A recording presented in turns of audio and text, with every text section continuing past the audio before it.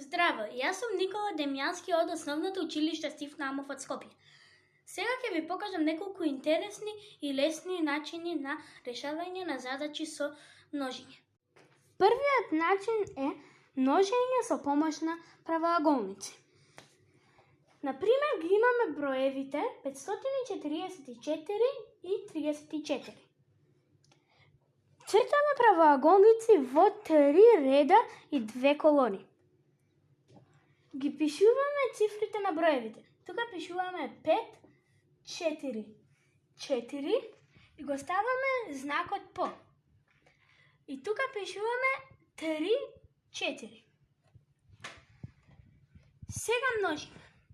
5 по 3 е еднакво на 15. Тука пишуваме 1 и тука 5. 4 по 3 е еднакво на 12. Пишуваме 12. 4 по 3 е еднакво на 12 и пак пишуваме 12. Сега, 5 по 4 е еднакво на 20. Тука пишуваме 20. 4 по 4 е еднакво на 16. Пишуваме 16. 4 по 4 е еднакво на 16 и пак пишуваме 16. Сега собираме по диагонала. 2 плюс 5 плюс 7.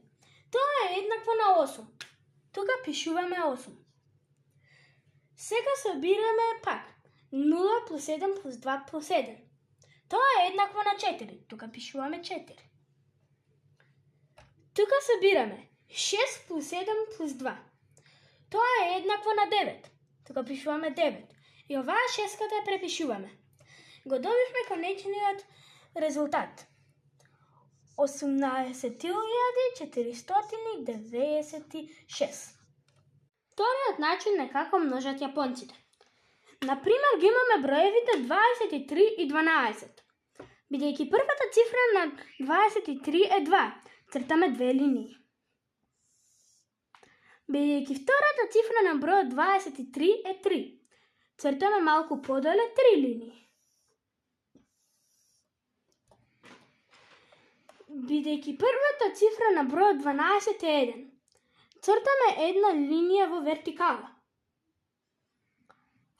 Бидејќи втората цифра на бројот 12 е 2, малку подесно цртаме две линии. Сега ги обележуваме точките, каде што се сечат линиите.